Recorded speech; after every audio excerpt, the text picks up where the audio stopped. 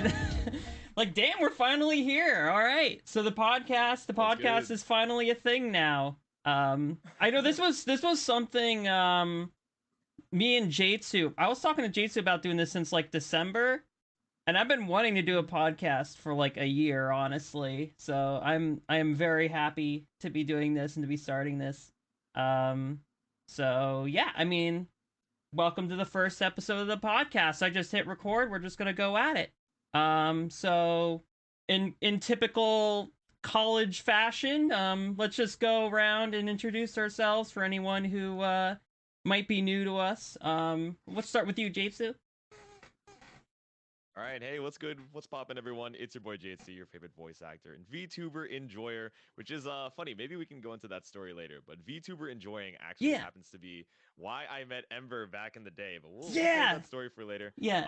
I am an FGC commentator. I like to do a little bit of voice acting on the side as well. I primarily started commentary with Guilty Gear Strive, but now I'm trying to get into Street Fighter 6 and a little bit of Idol Showdown as well. So hopefully I get to see you guys on the mic sometime, whether you guys are in the audience, in the chat, or if I even get the privilege of commentating your games.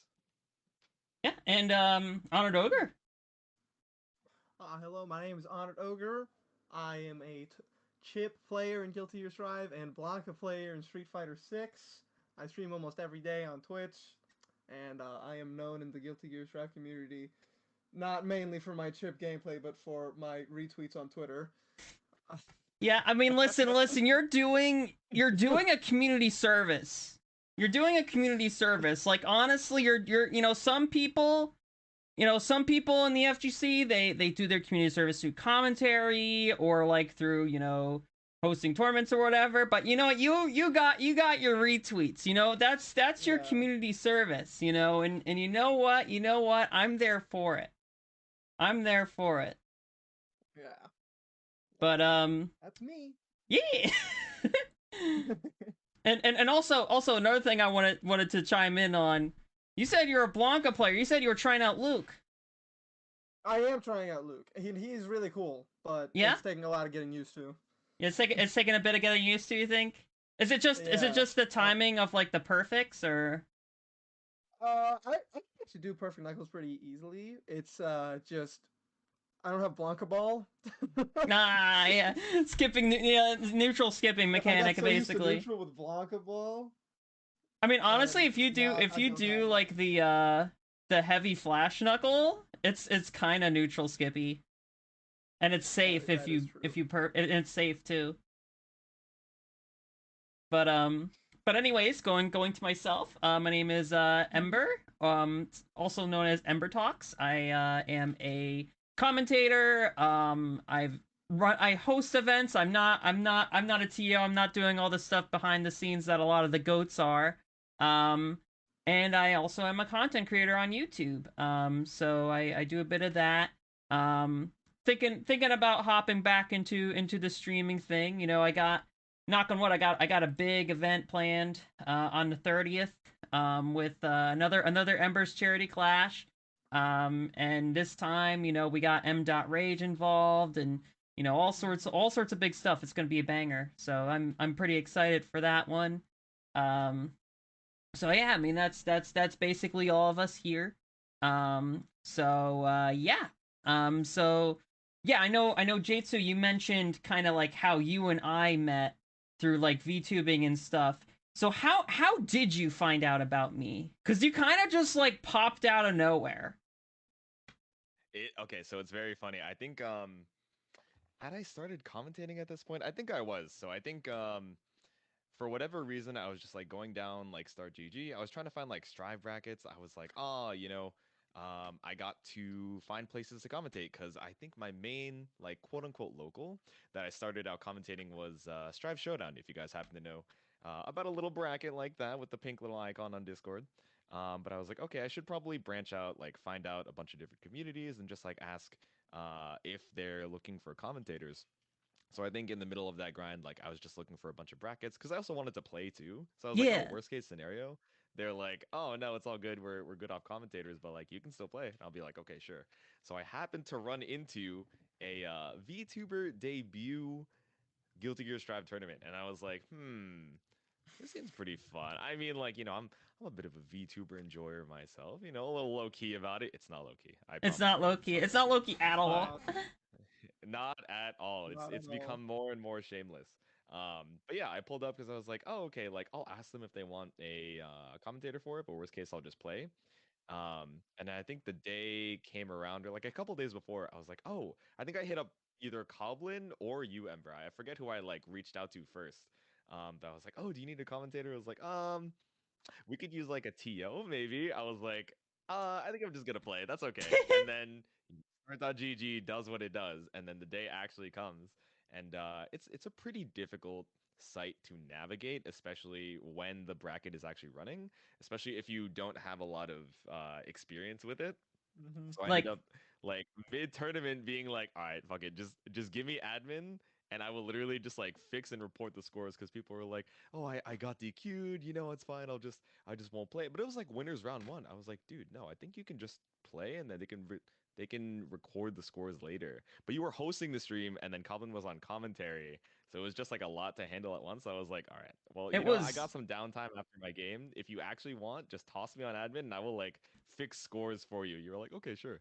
Yeah, it was crazy because it was like I don't know. It's like I basically planned it out with like no prior planning because like I just kind of thought like, Hmm. oh, how hard would it be to actually run a tournament by yourself? Like I'm like I don't really need to. And it was also like that debut tournament was really small. It was like 15 people. And it was like 8 of them were just like some of my IRL friends who just signed up to like pad up the numbers.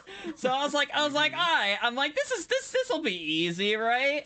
And then it's like it goes to start, and everyone's just like, because I figured it ran itself. I was like, oh, it probably just runs itself, and everyone's just like, why is the bracket not starting? Why is it randomly? People were getting randomly DQ'd, and I'm like, what the fuck is going Hmm. on, man? And then like. And then like I was doing that while Coblin was basically carrying the commentary, and then like mid bracket, Jaytsu comes in and he's like, "Listen, this needs I need to fix this shit."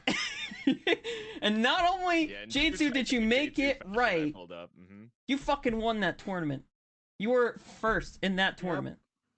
I forgot about that part. It was a small tournament, to be fair, basically a Yeah, local. But yeah, and that was also part of the story. and the tournament I ran after that was my first charity bracket that saw like Yeah. everyone in every pro player in Guilty Strive ever. Yeah. And it was That was an overnight kind of thing that just blew up. That was crazy. Yep. and You it want to tell them the story of what happened? yeah, so I mean I don't know, like, so I remember I set up because it was like I originally wanted to have it on August because I like to do like charity like events on my birthday because like I don't really need much stuff. I'm pretty happy with what I have. So I'm like, oh, I'd rather like do like a charity thing on my birthday to celebrate it because I still want to celebrate my birthday. So it's like, all right, I'll do like a charity thing. And I thought like, oh, like what if I do like I look on Matcherino, I'm like, huh, Matcherino has this feature where you can like run a charity tournament and have like a portion of it go towards like the charity. So I'm like, huh, I'm like, let me try that. Let's do like a charity tournament. And this was like right after Bridget came out too. Because I delayed marketing it because I guess like I was busy with work, whatever. I don't really remember, but I remember I ended up doing it like early to mid September, and it was right after Bridget came out, and like everyone's like Bridget hype, Bridget hype, Bridget hype, and before that, one of my Bridget memes blew up, and it was like Yes. it had like 10,000 plus people like liking it and retweeting it, literally for an entire week. My notifs were just like, and I'm like, okay, I'm like, I gotta like mute this shit, bro. And then like so that was like the initial interest, and then like when I posted the tournament, I actually repurposed that meme graphic to have the tournament details on there, and I Oh yeah, posted I it, remember that. I Yep. remember and that I too. yeah, and I posted it on the Reddit, on the subreddit, and someone who was extraordinarily generous picked up on it and put at total at the end of the night $9,600. I recall, and of course it was split 50-50 between charity and that. So the prize pool was like 5,000 some, and then there was like a couple other like people who threw in like generous amounts. There was like a 500 here, a 300 there, a 200 there, and I think like the prize pool totaled like 5,600 at the end of the night, which I believe actually beat ECT's Guilty Gear Strive prize pool that was happening that same weekend. Which is mad So- funny. Yeah, I was like, I'm just kind of here. And I remember like there was a whole, I mean, if it's one thing I can say is the community's so helpful. Cause like I remember Backpack reached out to me and he's like, "You okay over there?" And he helped us like set up all that stuff. So that was a funny moment. But no, that shit was crazy. And that more or less kind of evolved to what we, the monthlies, and now kind of what I'm doing here with New Head. And it's funny because I noticed like a lot of the people that worked on the Embers monthlies kind of ended up under New Head now. It's true. A lot Yeah. of that team did end up heading over to the New Heads fam, so that was pretty cool. Yeah. We all here now. It's pretty great. But anyways, so I mean, another thing we got to talk about Street Fighter 6. We are 2 weeks. No, not 2 weeks. We're like 3 weeks into Street Fighter 6. Like roughly like 3.5 weeks into Street Fighter 6. What are your impressions of it? I absolutely have been loving the game recently. Let's see, I put 76 hours in the last 2 weeks. It says. Let's Oh. go. Yo, 76. I yeah, got 28. I'm slacking. Yeah, Wait, I've been I play- also have like literally exactly 28. Ember, you gotta stop copying me, Bestu. Yeah. Listen, Jaytsu. I gotta copy the goat. What can I say? Understandable. But I don't know. Like yeah, I mean, I've been absolutely loving it. I've gotten to masters with Blanca already. Like I said earlier, I'm trying out Luke, see what I can do with him. It's awesome. It's a nice change of pace from Strive, but Strive is still my favorite. Yeah, it's like I think it's all around a great game. yeah, it's definitely a pretty good game. Jaytsu, what are your thoughts? Dude, this game is so sick. So like as a like very much intermediate or like low intermediate fighting game player, most of the times like I just care about, do I want to commentate this game? Does it look cool? And do I like have fun playing and like watching it? And it hits all those boxes for me. And like number 4, which is kind of like in the background, but it is also a big factor. Like what is the quality of life like for this game? And I think leading up to like the release of Street Fighter 6, obviously they started off strong. They were like, all right, Street Fighter 6, we got rollback. And that already brought in like so many people. They were like, okay, cool. As long as it's better rollback than Street Fighter 5, which is a pretty low bar, we're big chillin', right? It should be all good. I'm sure they're taking notes from, the more popular fighting games out here. Hopefully it's a good rollback implementation. The beta's finally dropped and everyone is like, dude, we get into matches so fast. Like if you want to take a break, you're welcome to, but otherwise you can hit start and A and you're in there like so fast. Yeah. Just being able to like run sets and like obviously be able to get matches with a bunch of people, which, it seems like there is an issue with matchmaking at the current moment where it optimizes for the best connections, which ends up kind of giving you the same like 5 or 6 people. But the devs in particular have been like super receptive about trying to fix stuff and being actively addressing issues at all times and like communicating it. So I feel like I saw a lot of support for the game. I had a lot of hope for like quality of life stuff and like servers, et cetera, et cetera. So I was like, okay, cool. You know what? If only because I like it in principle, let me try the game out. And then I played Kim. I was like, all right, I'm hooked. This shit is too cool. Yeah. What would you say? What would you say is your go-to character in SF6 so far? Right now it's Kim. I'm considering Jury. She's cool. She's definitely a very strong character. She's got a lot of good tools. But I'm enjoying Kim for right now. So I think maybe I'll continue learning the game and then I'll try out some other characters. Yeah, for me it's Ken. I fucking love Ken. At first I thought you said Ken and I realized you said Kim. But and I was like, yo, we can't be. Yeah, I was like, yeah, I'm a Ken lover. I mean, surprise, someone who's like a Soul and Sim player from Strive moving to Ken, right? You know, one gorilla character to another. Who would But have thought? Yeah. I'm 50-50 between him and Luke because I have been playing a fair bit of Luke as well. Um, I'm kind of having a character crisis with it because it's like Luke. I really like Luke's timing with like the perfects and the Flash Hmm. Knuckle. Flash Knuckle feels really good. You know, I like his charge attack. You know, with the super armor. You know, that feels really sweet. And of course, he has fucking Sidewinder, which, I mean, there's not much aerial action going on in Street Fighter 6, but, Yeah. you know, Yeah. it's still cool that it's there, I guess. You know, Hmm. and it's just, I don't know, he also has, like, a lot of, like, fun, like, not necessarily fun, but, like, easy to pull off target combos that I don't have to think too hard on. Whereas with, like, Right. Ken, you know, I feel like I have to think a little more with him. I have to like be a little more careful with Ken, I feel like, because it's like it's so easy to kind of go into like a flowchart Ken mode or like Right. be way too hard on the aggression with him. And so like I'm kind of like flip-flopping. I'm like who would I do better with? And it's like cuz I have just as much fun with either. It's not a question of like how fun as much as it's how much could I develop as a player, you know, with like could I develop better with one character over another? Because that was kind of my thing with Strive for a while. Is I felt really stagnant with Soul, and then it's like I switched to Sin, and he just fit everything a lot better for me, and I got substantially better at the game because of it. Like I'm top Right. 300 Sin now, which is like whoa, like it's not a huge Let's accomplishment, go. but I feel pretty good about it. Right. Yeah. But I would say my impressions of Street Fighter 6 so far, I mean, Hmm. I love the game. I fucking love the game. If I could put more time into it, I would, like, honestly. I There's just so many things I love about the game. Like I feel like really Street Fighter 6 is kind of leading the charge for like the next, you know, golden age of the FGC. You know, a lot of people kind of said it's kind of here already. You know, I'm not, Hmm. you know what I mean? But I feel like Street Fighter 6 really is nailing it in.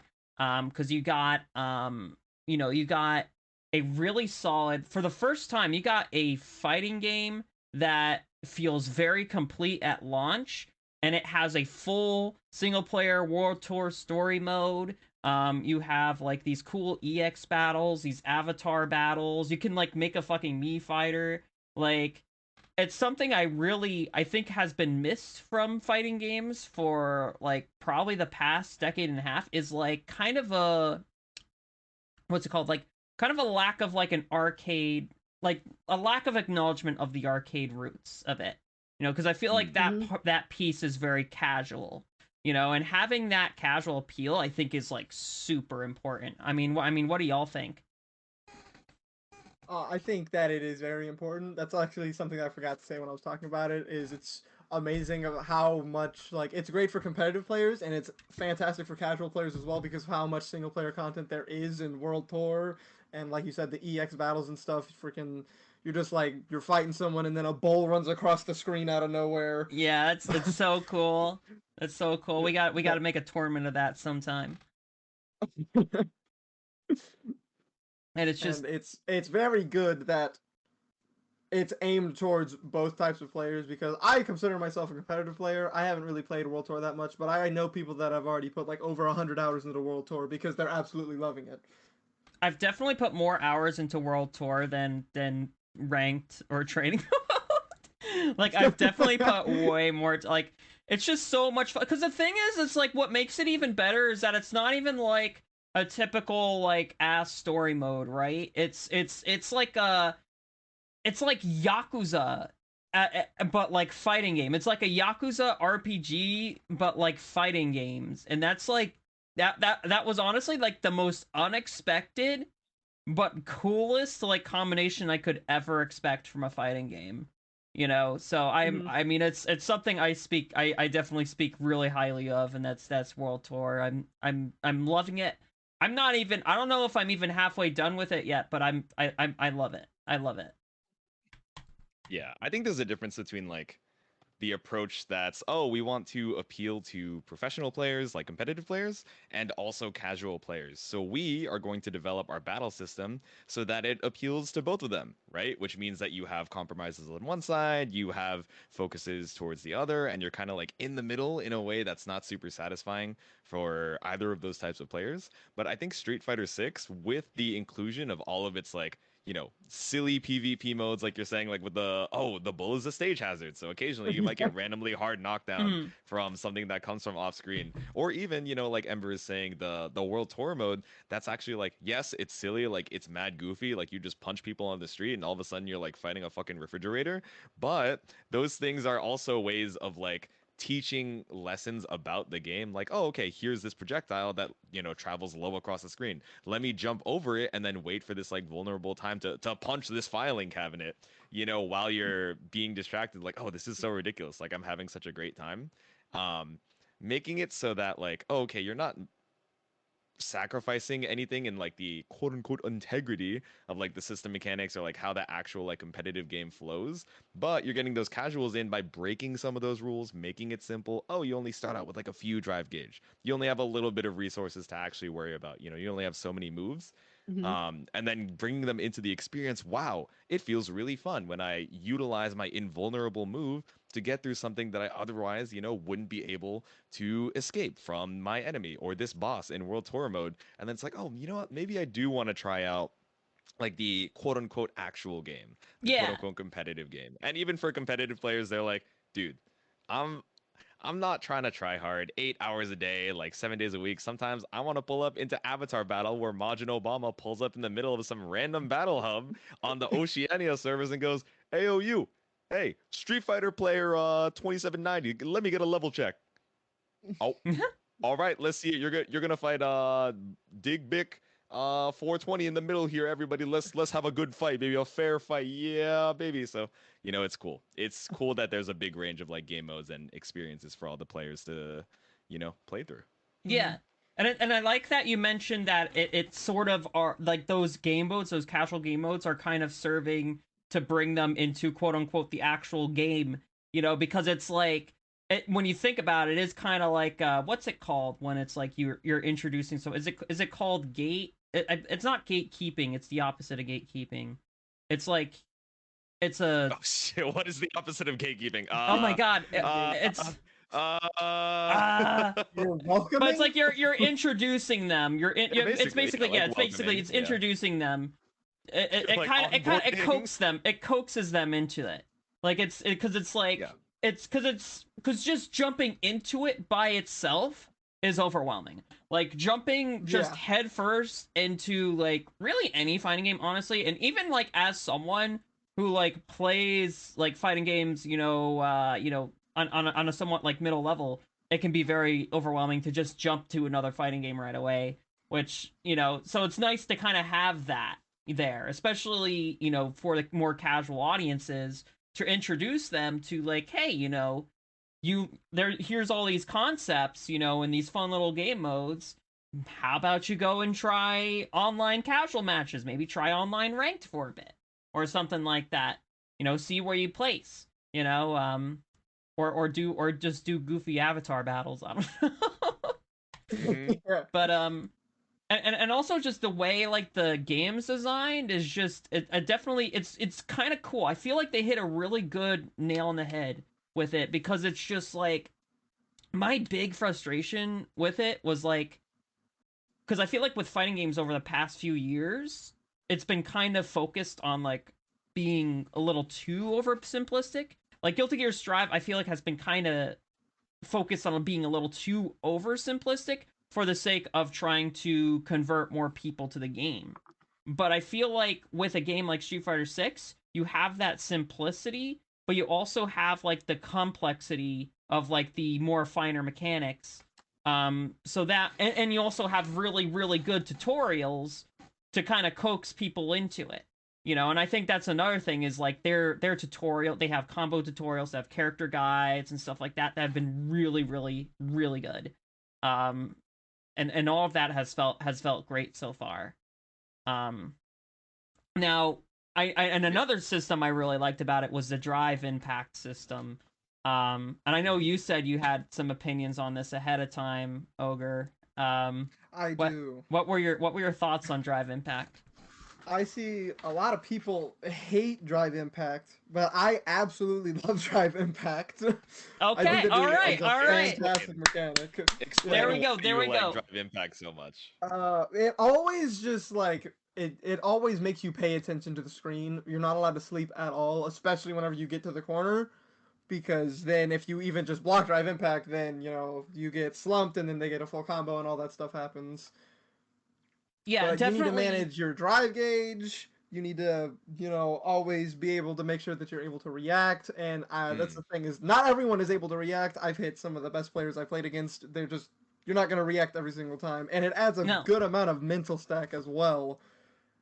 Because you could just do stuff like, I'm going to bait throw and then drive impact them. And then it gives me a punish counter. And then you get to just blow them up for all this. Mm-hmm.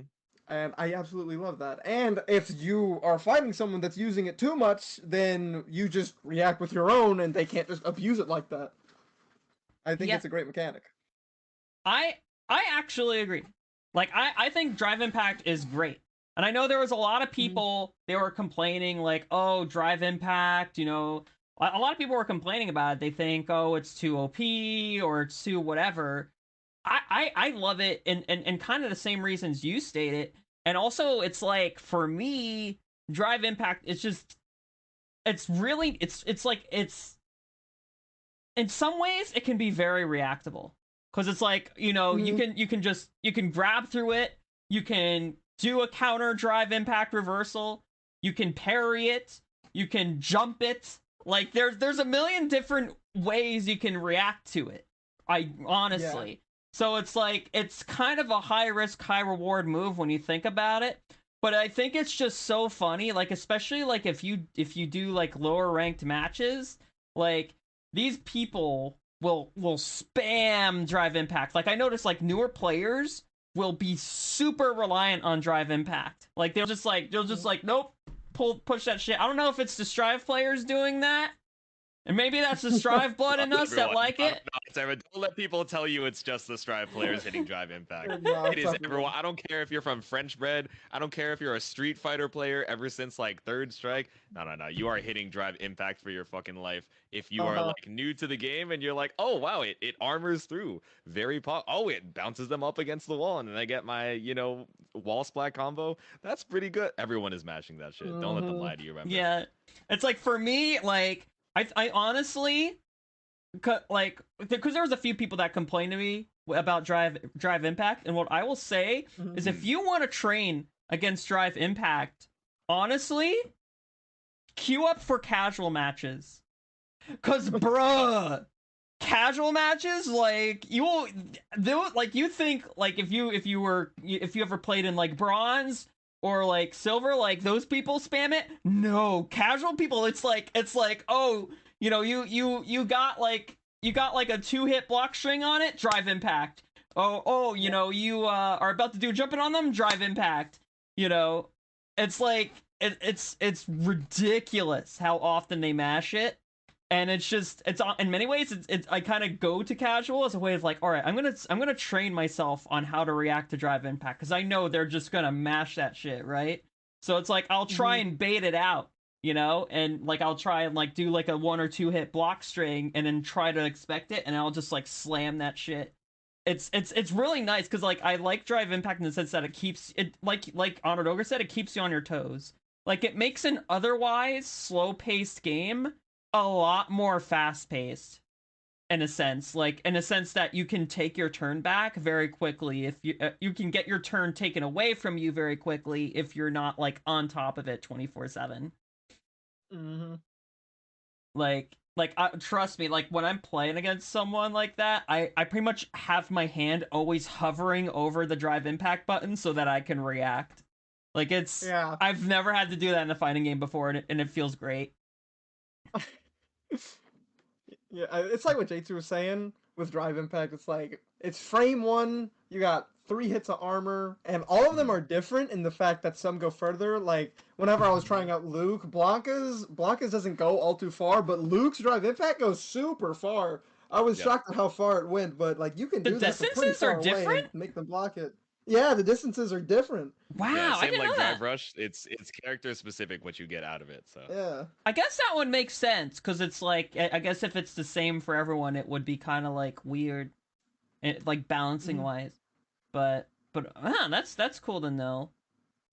But no, like I'm definitely a fan of that system.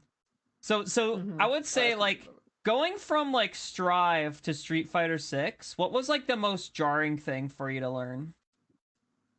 The most jarring thing. Well, Ring thing. whenever I was first playing Street Fighter 6, I was playing as Ken, and Mhm. DP anti-airs. They are so difficult to get used to. Instead of Yeah. because I play as Chip, and Chip Yeah, can just 5p anti-air.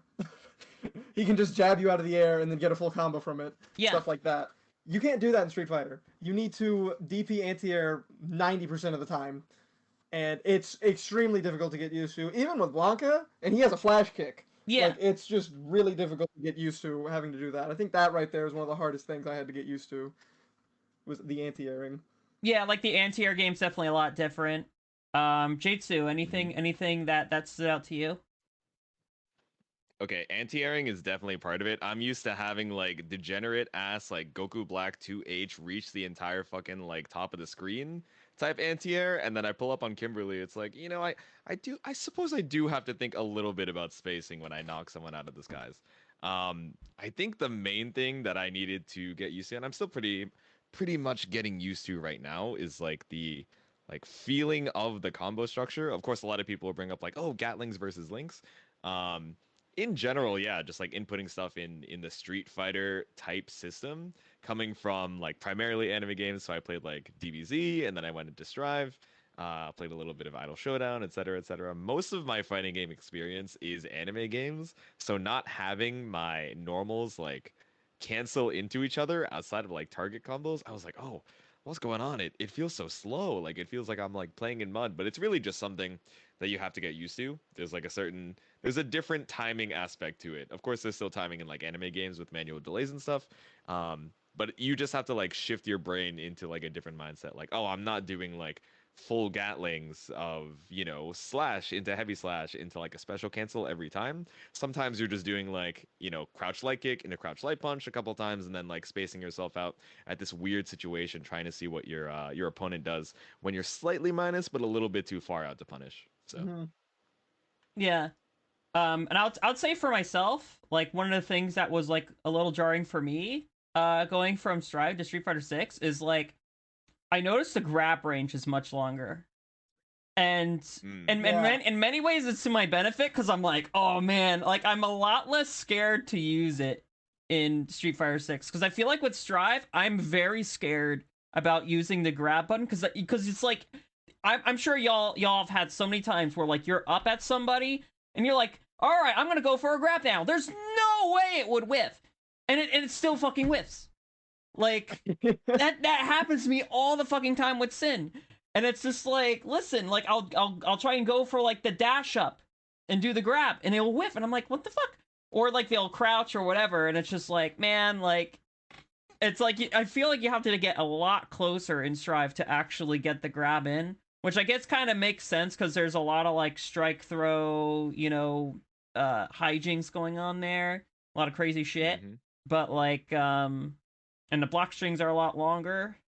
But I honestly that's a change that was not just jarring to me, but like kind of like it was kind of liberating in the sense of like, okay, if I'm like as long as I'm like close enough that it looks like I can grab them, the grab will fucking connect. Mm-hmm. Like that's something I have been very happy about. And I'll say this, like one thing that I thought was funny like with this game is like there were so many people that like there's so many people who have been like on Twitter who've been talking shit about Strive moving from Street Fighter 6. And I think it's so funny how some people kind of like act like they can only just play one fighting game, like they're like married to whatever fighting game they play. Like that's a kind of conversation I see an awful lot. What do y'all think about that? I Yeah, think speaking of married to the fighting game that you play, hey Danny, in the chat, who is that waifu that you got spinning around in that GIF over there, above that blue lobster? I'm very curious. We can see the chat, Yeah, yeah. we so if can you we guys can have see any it. questions for us, you're welcome to send it over. But Mhm. I am a little bit curious. But Ogre, you were saying. Yeah, I think that, I mean, obviously you can play as many fighting games as you want and possibly even be successful in them. Like Sonic Fox, they played every single fucking fighting game ever and they're successful in all the ones that they take serious. It's kind of crazy. True. And that's like what I'm doing. I'm playing Strive and Street Fighter 6 and I'm going to be playing Mortal Kombat 1 whenever that releases. So I'm going Ooh. to have to juggle 3 fighting games because I plan to compete in all of them. Um, and I do still like Strive more than Street Fighter 6. You're able to Mhm. just like what you like, and you don't have to just like shit on something Yeah. Y- because you like something more than the other. Yeah, I Yeah, always thought exactly. that was Looking at the weird. Mortal Kombat trailer, I don't think I'm gonna play it, but I think it looks cool. I'm Mm-hmm. happy for, the MK or NRS players that get like a new installment in the series. Hopefully there's, a revival of that scene. Not that it's dead, but just like bringing new players in, like getting some hype around it. I'll try it out maybe. I don't it doesn't seem like something that's gonna be for me. But I'm always excited to see like adjacent fighting game communities like kind of get their resurgence. Kind of same thing for like French bread games like Uni and Melty. Like type Lumina, I was like, oh, I'll try it out, and it ended up like not being super for me. But I'm still Yeah. super happy to like see their community like constantly growing. Seeing tournaments continue to be held and the participant numbers go up and up and up. Especially because type Lumina, that shit gets like very good dev support. I will say there's like so much free DLC. The patch cycle is like relatively regular, so they're getting like constant updates to the game. So I'm happy for them. I'm cheering them on even though I don't play their game. Yeah. Yeah, and I'll say this like I would say the only fighting games I'm really into right now are Strive and Street Fighter 6. I haven't really like tried any Mhm. others. I guess like honestly like I started out with Strive. And obviously, I mean, I've played Exert and Plus R, and I love both of those. Honestly, I love like I'm the type of person I love like Plus R, Exert, and Strive pretty much equally. Like it's kind of like weird, and I'm sure y'all have seen it in the Guilty Gear community. But there's like people who like play like exclusively Plus R who shit on Strive. There's people who play exclusively Strive who shit on or I don't see that as much, but like Yeah. or they play Exert and are like, oh, Strive, Strive's a baby game or whatever, you know. But honestly, like I'm the type of person I'm like, man, I love all three of these games. These games are great. Like I don't know what y'all talking about. All three of these games are great, and Yeah, but exactly. They can live in harmony like all the elements, you know what I'm saying? Mm-hmm. exactly, and like for me, like it's hard for me to say if I like Strive more than Street Fighter Six, or if I like Street Fighter Six more than Strive. My love for is pretty equal for them right now because it's like they both have like their own strength and their own weaknesses, and it's like if I'm in the mood for something that's like super fast paced and like super balls to the wall crazy, I'll play Strive. If I want to play something that's a little more methodical and slower paced, I'll play Street Fighter Six. You know, that's been more or less kind of what my mindset has been with it right now. Um, and what do y'all think about modern controls? Modern controls. I tried them out whenever I was picked Luke for the first time because I saw Mhm. actually a couple Luke players, Tokido for like the first week or something. Oh yeah. He played on modern controls and he was very successful with them, Yeah, but he just switched back to classic controls. And then there's another. His did name you is see what Soul Waidu did? VNG. I did not. So what Waidu did is Waidu set I forget what character he played. I think it might have been Luke. He set modern controls and he uses his mouse to play modern controls. I think he literally just Oh, has I know what yeah you're three talking buttons. about. Yeah, he uses middle mouse button and a left and right mouse buttons. And literally, I think Bro, he Yeah. that's said disgusting. Why he is he said playing third person shooter in Street Fighter he 6? said he said he has reached platinum with it. He has. I hate it. Yes. I He hate has. He that reached so platinum So using much. just his so mouse. I Oh am my really god, dude. curious to see like what kind of crazy shit comes out of this, because I feel like there's gonna be some real memeage coming out from that, or at least we've seen that Hmm. so far. I don't know, it's just the craziest shit I've seen with that, at least so far. Yeah, I tried modern controls. They just weren't for me. But I mean, I see the upsides that they have. I was actually talking to someone about it. I said Mhm. like it's like you always just have a flash kick charge. No one's gonna be able to Yep. jump at you because you just hit one button and then they're out of the air. Yeah. It's crazy, like the benefits that modern controls have. Yeah. I know that there are some motions that still. I think there's some moves that still need to be charged even in modern, but I don't know if that's all of them or if there's just like certain moves that they still gate behind modern. I think it's interesting that there's people trying to develop like the meta of, oh, okay, if I play Luke and modern Luke is an option, are there certain matchups where, classic, I would want to be able to cash out on my 100% damage scaling, have the full range of my moves, Mhm. versus, okay, are there matchups where it's like incredibly important for me to be able to one button DP in reaction to something that otherwise is very difficult to do like a 6-2-3 input on reaction to? Like, for example, like against Honda, trying to find counterplay to the headbutt, which I know a lot of people have been struggling with, myself Yeah. included. I know some people are like, yeah, I'm actually just gonna counterpick like modern Luke and then just have that DP available, so at least I have like a fighting chance against something that otherwise I don't think I'm gonna be able to react to. I'm like, oh, okay, so you play classic Luke normally? They're like, oh no, I play like Jamie or something. I'm like, what? What? Yeah. Picking up So this whole different character for the one button DP? They're like, oh hell yeah, dude, which I think is really funny. yeah. So Though I gotta ask because I remember you mentioned it, Jaytsu. Like, so yeah, is the damage scaling between modern and classic actually different? Because I've heard mixed things about it. Some people think it's like a it myth. depends on what you're doing. I know that they've like tested it. I know certain strings have damage scaling that's like, I want to say it's a 20% damage Yeah, reduction, that's what it and then is. I want to say like the auto combo surprisingly does not, which is funny. You would think that that is the part that's scaled. I Yeah. forget the specifics of it, so people are welcome to correct us if we're wrong. I can't find it off the top of my head, So it's but I like know some things some scale, are, some some are things not. don't. Yeah. Yeah, Hmm. That's very interesting. Yeah, I mean, I yeah, don't right. know the particulars of it, and yeah, it's gonna be interesting to see like what kind of meta would develop from that. I just I mean I only commentated one Street Fighter 6 bracket, and I haven't seen any people using modern controls, but curious Hmm. to see how that would change. I mean, there are some people. I think the thing that's really funny right now is just seeing all the people who are saying like, "Oh, modern control players are carried." Like people in modern controls are carried. Like what? Like I Hmm. think it's like one or two button SPDs with Zangief. Stuff like that.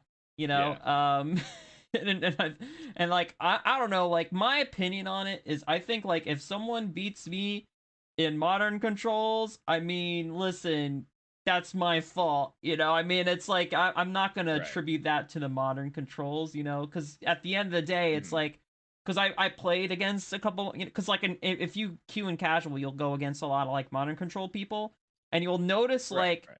a lot of like, because again, like you said, it's auto combos. So it's like they use the Right. same combo each time. So it's very predictable Yeah. what they're going to do and what their strategy is. So if they're Hmm. that predictable, then you can react, or at least you can figure out a Right. reaction pretty quickly. So it's like, Hmm. it's not like if someone picks up modern controls and they're instantly like a god at the game. It's like, because there's all these different nuances to it. The nuances of like neutral and trying to mix up and trying to not be, I guess, predictable. Um, Right. Right. in a sense, and that's been kind of my opinion on that.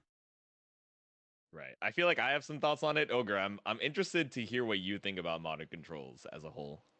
I think they're cool, especially for Hmm. newer players because you just go in, you're able like you don't have to mess with any motion inputs. It's like let's say Right. Street Fighter Right. 6 is your first fighting game. A motion that's super hard for people, myself included. Whenever I first got into fighting games, was the Dragon Hmm. Punch. Yeah. Oh yeah. It's very difficult to do, especially whenever you're trying to get out of like blocking and stuff because you Hmm. have to fully commit to holding forward and stuff.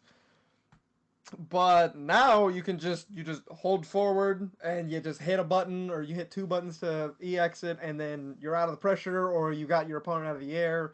I think that it is really cool. Uh, we'll just have to see how it develops. I know that there's some people that are already doing very good with modern controls. Like I said, Tokido, he was doing very good, and there is a Hmm. player named Soul VNG who plays Yo. as Ryu and Luke on modern controls, and he's like super high on the ranked leaderboards, and he's done well in tournaments with Modern controls. Shoto God. That's Let's good. go. Yeah. That's good. So you'd say it's competitively viable. Oh, it absolutely is. Yeah. Cool. Hmm. Well, that's awesome. I mean, what are your thoughts, Jaytsu? Yeah.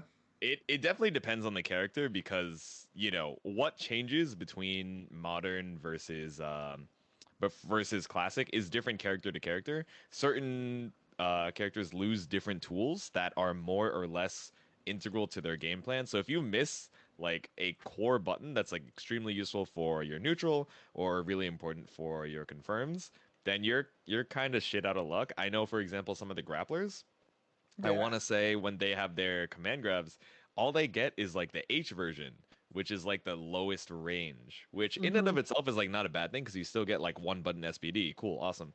But you have a little bit less range, or I guess like flexibility on what you want to do in any given moment. But that being said, I feel like, you know, a modern version of a character, you can almost consider it like a different character, right?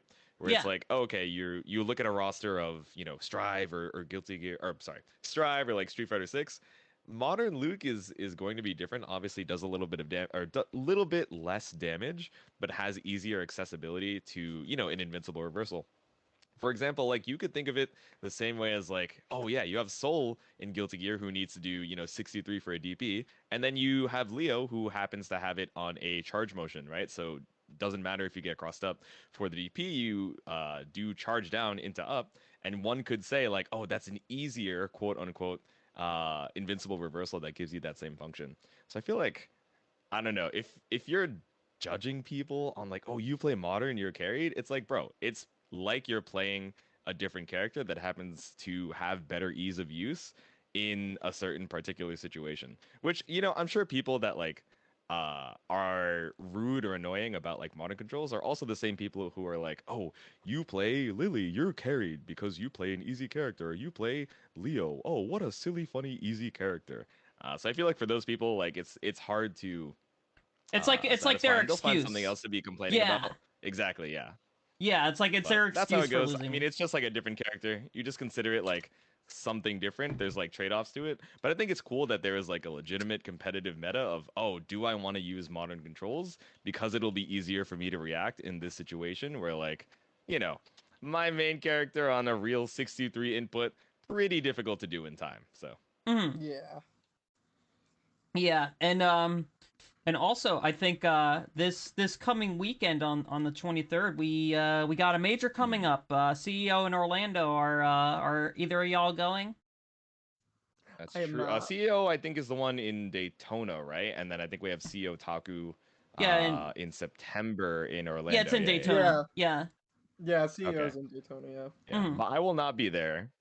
You know, best wishes to everyone going. I hope that it is a. I've heard it's a fun event. Obviously with some stuff going on in the state of Florida, some individuals may need to be a little bit more on their guard than others. So, of course, you know, whether you guys are part of that, you know, targeted demographic or, you know, friends that might be a little bit more at risk, you know, highly encourage the buddy system. Look out for the people that you Yeah. are headed over to CEO with to make sure that you guys are having a good and safe time. So, hopefully, you guys are all good for anybody heading over to CEO.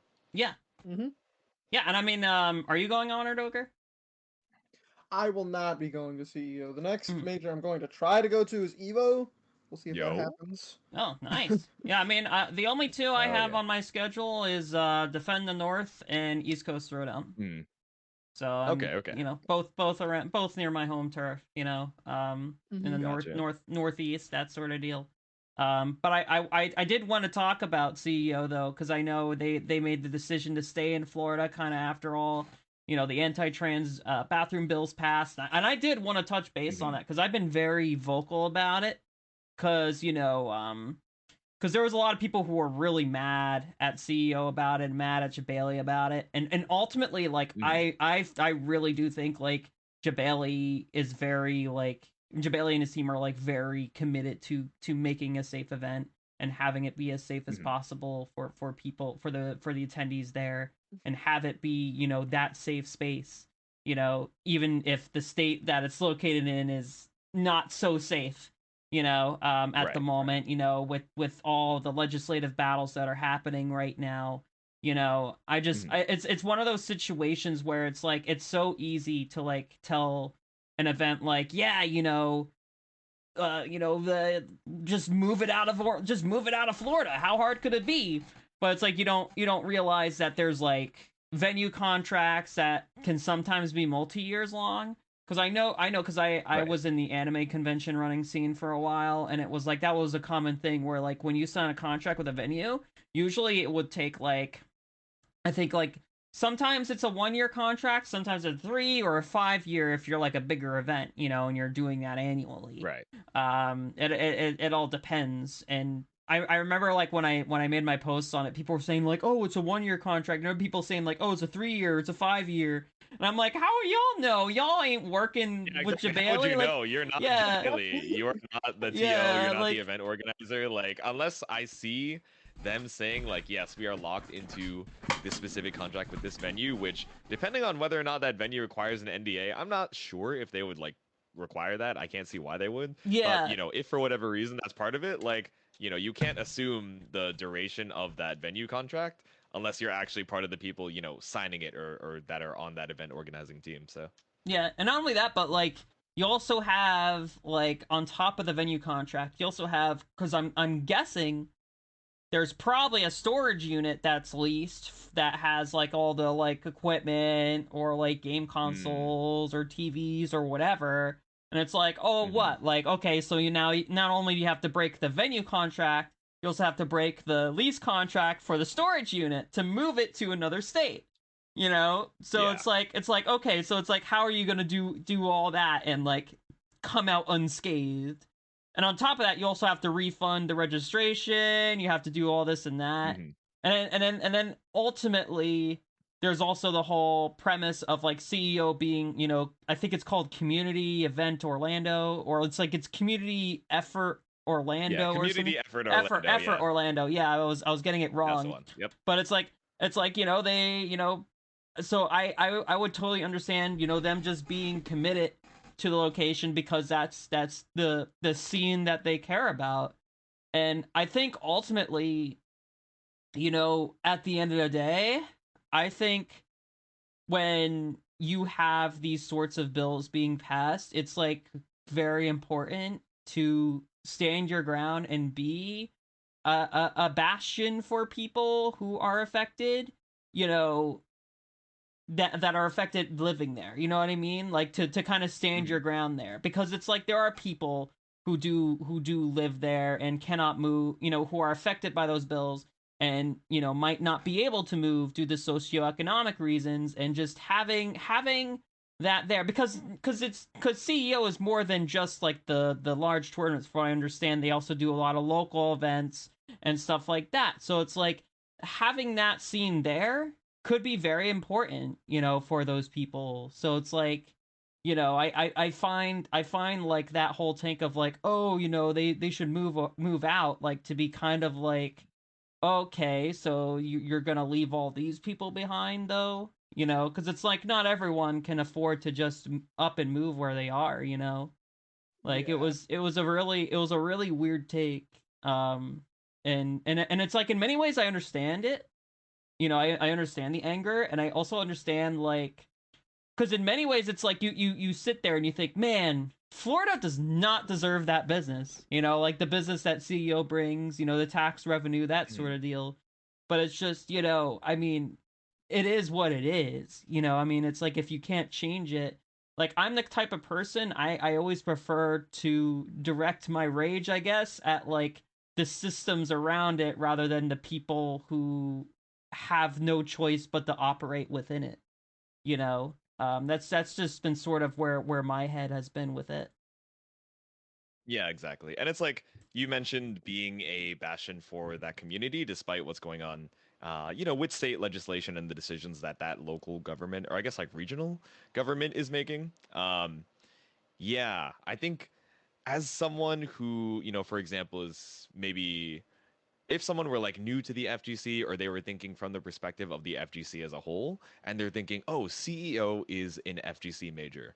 the FGC majors that we have should be in the safest places possible, knowing that there are, LGBT voices in the fighting game community, minorities in the fighting game community. So, oh, why would we continue to have this big event in some place that is like, dangerous in some ways for those kind of demographics? But it's like you were saying, going back to the name of CEO, Community Effort Orlando, it's like, yes, from a major perspective, and you think of it in terms of like, oh well, there's CEO and there's Evo and there's Frosty Faustings, and they are in quote unquote safer areas for these groups of people.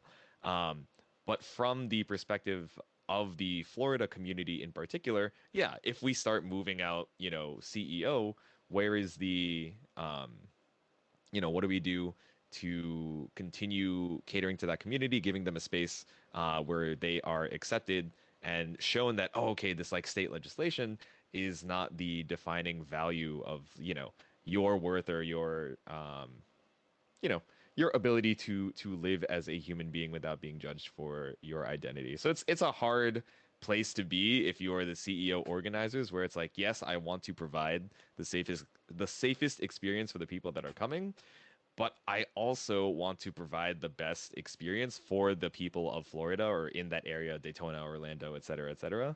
And there's not really a great way to do both, right?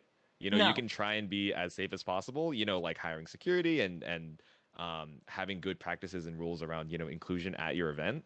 But if your objective is to bolster the community and be able to assemble that Florida community, then it would make sense that you stay in Florida. And like you're saying, of course, there are contractual obligations probably that we don't get to see behind the scenes of that definitely influence it. But from the perspective of the Florida community, it's like it would be cool for them to still have something, even when the state itself is actively working against, those rights and that inclusion. So it's a rough Mhm. spot. Yeah, it's absolutely a rough spot, and I think really more than ever, what we can do is just try and support each other, rather than Mhm. get mad because the event's still there, and they can't move. Yeah. That's kind of ultimately kind of where my head is at it. But do you have anything to add to that, Ogre? I understand why people are upset about it. You just want to go to a major and just play games, hit buttons, look at a bunch of cool Hmm. stuff, and feel safe. But Yeah. it's a lot more difficult to just get up and leave and go put CEO somewhere else. Exactly. Yeah, like that's practically just my take on it. Like I understand why people are upset, but it is a lot more difficult than just, being like, "Okay, well, you guys aren't the safest here, so we're just going to get up and leave." I wish it were that easy, but it's just not. Yeah. And I think just having that like established level of understanding is like you said is really important.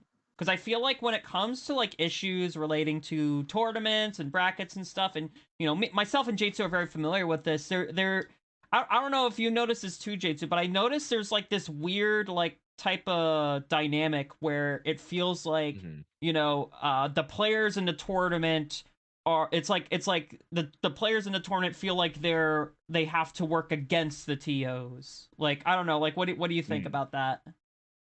Like or not I think it necessarily work depends. against, but Obviously, like like, oh, what's up? not Mm. necessarily work against, but like maybe that's not the right word, but it's more so like what's the term? It's like I guess maybe that's kind of it. Like in terms of like Yeah, the online like, oh, we dynamic. are different entities. Yeah, Yeah. we are different entities than the TOs, and like we're players trying to get our grind, trying to get the most competitive experience possible. And there are TOs that happen to, for whatever reason, whether it's like it's malicious and they're trying to like, boost up their friends or whatever, or even if it's like just negligence, like, oh, these guys aren't doing their job correctly and it's getting in the way of me being a competitive fighting game player. I don't know. I think it depends on, like most things, part of the way that you are judged on your work is both the quality of the work that you do and also the communication that you have around it. Like if you're in an office and you're doing like a great job, you're like constantly knocking out deadlines, but you never communicate that to the people that are working with you and are on your team, they'll constantly, think that you're behind and just think you're not doing anything, and then they will like hold this resentment towards you despite you like doing your best and like otherwise doing a great job, Yeah. not because like they want to be against you, but it's like, oh man, I'm doing so much work and I'm not hearing them communicate that they're doing all this work. Man, why am I working so hard when they're not doing their job too? I think it can be similar, like both players to TOs and TOs to players, Yes, where it's like, absolutely. oh yeah, this person didn't give me their CFN ID, so it held up the bracket because our stream was 10 minutes late because we were waiting for them to say it, and then it was Yep. like, oh, did you send that to them? Did you ping them in this chat? Did you try and DM them? It was like, no, it was in the rules, and I told them they were up on stream, so Yeah. I was just waiting for them to send it so I could invite them. It's like, oh, I see. Obviously, that's not all TOs, but I think Yeah. it's misunderstandings like that that can drive the not the disparity, but like the divide between players and TOs, despite both of them having the same goal of, oh, I want this scene or this event to have the most fun competitive environment for the people that are watching and the people that are playing in it, right? Because that's the goal of everybody who shows up to or organizes that event, like to have a good time and foster like healthy competition. Um, I don't know. I feel like I have met TOs who are really good at their job, but just like frankly do not have great people skills, which is unfortunate because Yeah. I will see people like I will see players that like treat them in a way that's like kind of cold or like curt, like, oh, wins my match, like Yeah. can I go, blah blah blah blah blah. And because that TO happens to be a little bit like more, it's like socially awkward or even just like curt, Yeah. the players themselves don't want to afford them that same generosity, whereas like there are some TOs that I know that are a little bit slower, maybe a little bit less efficient, but because they are so communicative with the people that they work with, they're like, oh, yeah, I like this TO. Like they're fun to work with. They always like let me know whenever I need to like do something or whatever. If there's like delays, they'll be sure to tell me. Like it's all good. I don't know. The divide between players and TOs depends on the people skills of both of them, because it's also the players, right? If the player is a real curmudgeon, even if they're right, it's like, hey man, if you have legitimate complaints or issues about an event, there's a player I'm thinking of. But anyway, Yeah. Yeah. if Yeah. you Yeah. have legitimate complaints or concerns about an event, and then when they ask you to, give those concerns so that they can improve on it or figure out where that went wrong, and you're like, you can ask somebody else. Like it's not my job to tell you how to do your job better. It's like, oh, dude, we're like reaching out to you to try and be collaborative and improve our events so that hopefully you come back and have a better experience. And the same goes for the rest of the players. But now you're actively shutting down that line of communication, and now we can't improve because you're like refusing to give us input, like for whatever reason or on whatever principle. Hopefully, I like to try and be an example of like good communication both on like commentary and even when I do TO stuff from here and there. But I don't know. We can only do our best to be good examples for the people that happen to see us. And sometimes that's what you got to be content with. Yeah. And it's like for me, like from my perspective, something I kind of notice is like kind of like what you said, it is kind of based on like Mm. how good the communication is. But it's like, there's absolutely some players who it's like the second it's like something goes wrong in the bracket, they're on Twitter and they're like, "Man, this event sucked. Man, you shouldn't go to this event. Oh, it's Yeah. so bad." And then it's just like, but then I notice this like similar behavior like from TOs where like there are some TOs that kind of have the mindset of like, oh, these players they're not grateful for what we do. The people they're not supporting us. And it's just Mm. kind of like there is definitely like there like I guess there is like a sense of like what's it called, like there's a little bit, Entitlement. yeah, entitlement, yes, yeah, a little bit of like Mm. entitlement, behaviors that I notice, and it's just like at the end of the day, what people need to realize is that it's like a two-way street. Like if TOs help pro players help TOs, it's like it all works so much better, you know? Um Yeah. and that's something that like always kind of it's kind of something I've always adopted, and it's why like I try to be very communicative with players. I try to be very engaging with people, because I do believe in having that communication and having that two-way street exist, because I feel like you only get out what you put in, right? So it's Yeah. like, and even if you could be like working really, really hard on your event, but if you're not communicating it properly or marketing it right, then people might not notice it in quite the same way, or whatever, so and at the end of the day, Yeah, for there's sure. always going to be like negative feedback about an event, because it's like if you're going to do anything on the internet, there's like negative feedback with it, right? Yeah. Oh And yeah. it's just a matter of like how you deal with it. Mm. But what All do right, you Ogre, do you have any, without naming any names, do you have any TO horror stories or like best experiences with TOs where it was like, Yeah, I oh was gonna man, say everything went I'm wrong, interested and to then like hear still Ogre. save that shit? Ogre from like a player perspective here. If you can think um, of an example and can't think of how to take out their name, you can also just slyly say, "Oh, I can't remember anything," and just like do the little Yeah. hair tuck behind the ear. Oh no, yeah, I can't think of any examples right now. yeah, I think I have an example of both of those without Uh-huh. dropping any names. Okay, okay. Okay. Actually, there was I mean I can say the good experience. It was in one of Amber's tournaments, I believe. Uh-huh. It was in one of the monthlies.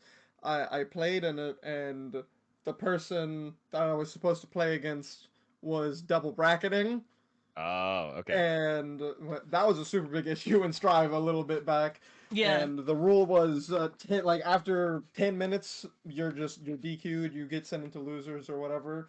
Yeah. So like right as 10 minutes dropped, I mentioned a TO in the Discord. I was like, "Yo, this person, they're not responding to me. They're double Yeah. bracketing." And the TOs were like, "All right, we'll send them to losers, or like we'll just DQ them. They're done." That was a super good experience I had. Just the communication was good. Yeah. All that was fine. There's Nice. what the bad experience that I had. I'm Mm-hmm. never gonna Mm-hmm. forget this. Oh wow. Was I was playing in a tournament and I was doing super good, Okay. and I beat a very, very, very good player in Okay. Strive 3-2 to get into top 8 and winner's side, and I was feeling great. Nice. I was like, all right, I was gonna try and take this one home, and then I had to wait an hour to play my match on stream. So I No was way. just, yeah, like I was just like, I'm not in the zone anymore. I just had to wait an hour to play the game. So then I lose, and then my losers top 8 match, I had to wait another hour to play. Oh, that's actually awful. Oh my Yeah, God. it was really bad. That's the bad experience. I'm never gonna forget that because I was like, dude, I'm feeling so good. I beat so many good players to get into top 8 and winner's side, Yeah. and then that happens. So I'm just not in the zone anymore, and Mm-hmm. now It's I like lose you because lose of your it. momentum. Yeah, because I Yeah. mean, Yeah. like I just sat there and I just didn't play the game for an hour, which I can understand not playing the game for even like 20 minutes to let like for like a break and to have some stream games on, but not playing for an hour after qualifying for top 8 is a Yeah. little that's kind of crazy. Yeah. Especially twice, like between Hmm. two games, like a top eight should take like 2.5 hours, like total. Yeah. You having to wait between two sets a total of 2 hours is like actually insane. Yeah, it was not fun. I was very Yeah. upset. I am glad that the TOs in general seem to have like when the double bracketing thing was particularly rampant and became like a quote unquote discourse trademark topic on twitter.com. Yeah. Thankfully I feel like all the TOs kind of like came together. Like me and Ember were definitely part of this discussion where we were like, all right, Our this just kind of tournament getting was out of like hand. in the Like what do we do? center of that, dude, and it was It I was. awful. remember, It yeah, was without naming names, awful. I do remember. And then we were like, all right, this shit cannot like happen again because this is like it's cringe when we're like, oh, what do we do? And it's like we are forced to make a decision that's like inevitably gonna make one person or another like angry. And it's like, oh, this shouldn't be on us when we are being made to wait like an hour with the rest of the chat, with the commentators, with the TOs, and like everybody who's involved. Yeah. And like that's like 100, generously, like that's 100 viewers plus like 10 people on staff and commentary and everything, like 110 people times like an hour delay is incredibly ridiculous.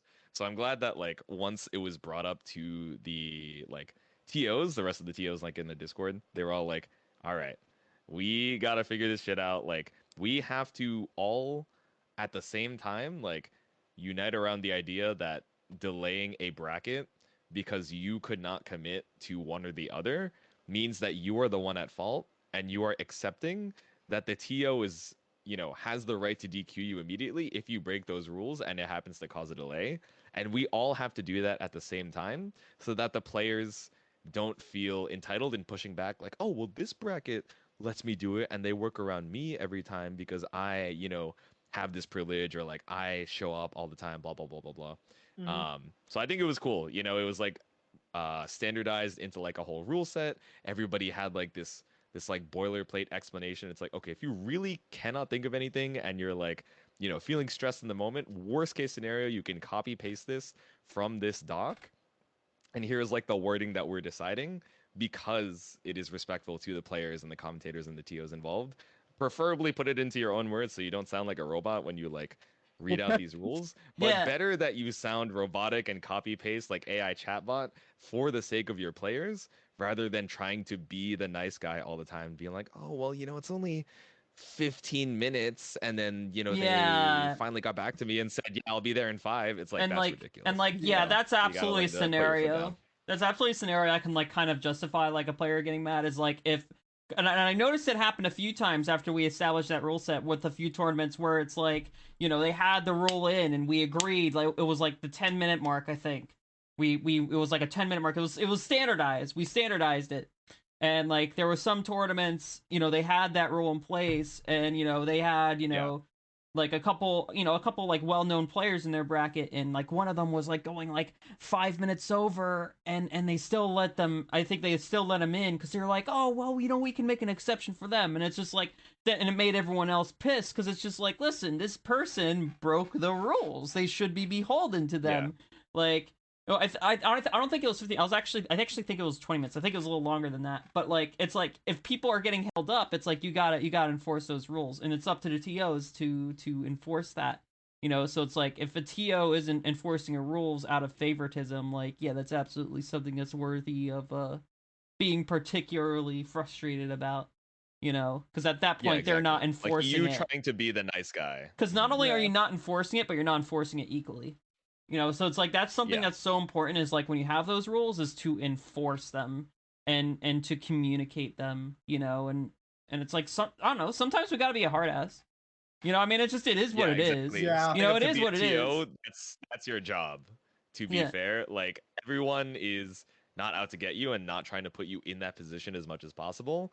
But like when it comes up, your job is to keep the bracket running in the most efficient way possible, while like not being a jerk to anyone for no reason. But if someone is giving you reason to have to DQ them, like that's on you. That shouldn't be on the players to be like, oh, at TOs, they deserve to be DQ'd for this. Like if they bring it up, you're supposed to be the one making the call and keeping the bracket going. That's just Yeah. how it goes. Yeah. But and another thing I wanted to breach into was commentary. So so I mean, I guess one thing I'm always curious about, Jaytsu, is what's the difference between Mhm. commentating offlines versus commentating onlines? Oh, offline versus online. I think one of my first experiences with this, which is really funny, was when I applied for Frosties and they were like, "All right, cool, you're on. You get a pools block." I was like, "Oh, cool. Like, thanks for having me on. Who am I commentating with?" And they were like, all right, cool. Well, schedule's out. It looks like you're gonna be commentating with James Chen." I was like, "That you mean like you mean like James Chen? James Chen?" They're like, "Yep, he has his full name. There's surprisingly only one in the FGC who goes by that tag, and his name James Chen." I was like, "Damn. All right, cool." So I was like super nervous going into it, and I was like, "Oh, I've only ever commentated online before," which is like, oh, you pull up into a Discord VC. Um, if you're doing webcam, usually they'll either pull it from Discord, or they will a lot of times use Video Ninja, which is Yeah. personally a much better solution for any budding TOs who happen to use Discord like screen cropping, because you can just bring it in as a browser source, pull it in. You don't have to have Discord open on another monitor. That's a side tangent, but commentating online is a lot easier in a lot of ways because you are in your own setup, you're in your own home, you get to control your audio, outside of like, Wi-Fi issues, I guess. pulling up with your connectivity. Oh, sorry, I should say Ethernet issues. If y'all are commentating on Wi-Fi, it's not the worst thing in the world, but like, come on. You're playing the fighting game, you might as well be wired. You should be wired for your commentary too. Anyway, 100%. outside of like connection issues, most of the stuff is in your control, which is pretty cool. But for offline in particular, they are providing you with the setup if you are, not used to the headset, or like, oh, there's like one rule of, or I guess there's like one guideline where it's like, oh, you want to have your mic um, on the side of your co-commentator. Why is that, right? Because you're sitting next to each other. If your mic is on the opposite side of your commentator, when you turn to look at them, that mic is going to be obstructing your face. Mhm. And something that I didn't realize when I was watching Jadelyn, who is a pretty popular fighting game commentator. She does like anime FGC stuff and Strive, et cetera, et cetera.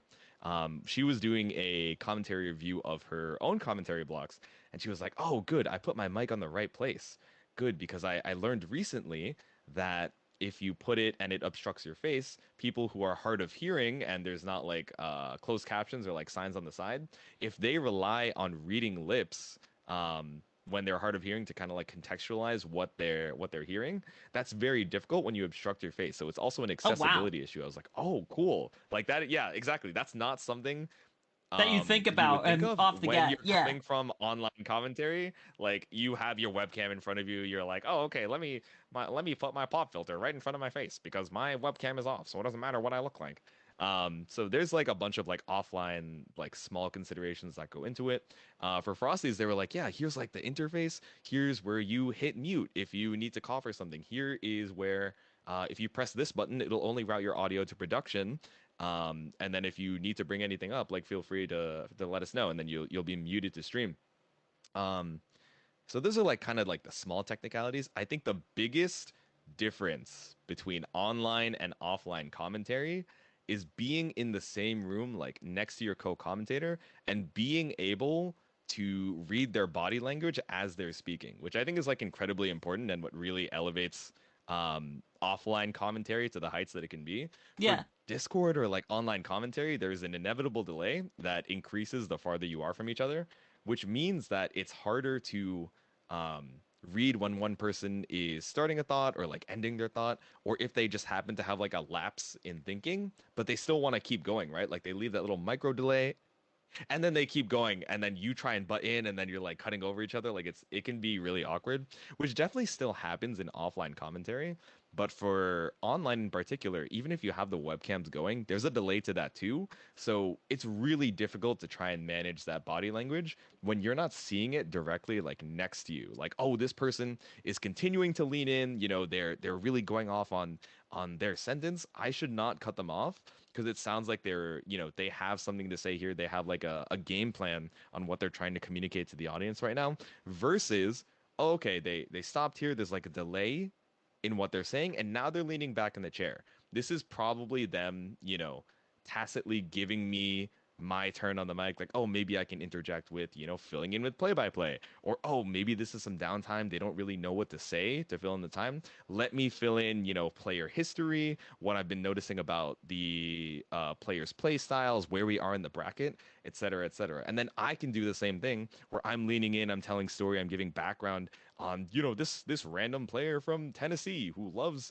Testament because the scythe reminds him of sowing the crops back on the farm or something like that. And I'm leaning in telling this story. And then when I'm finally done, I lean back or look over to my co-commentator and they know, okay, it is my turn to go. And there's just like a lot less of that overlap, especially if you don't know that co-commentator. Obviously, I Yeah. had never talked to or met James Chen before commentating with him on Frosty Faustings. But because we're right next to each other, able to read each other's body language, it's like, oh, okay, I know when you're passing, quote unquote, like The passing the mic. mic off to me, Yeah.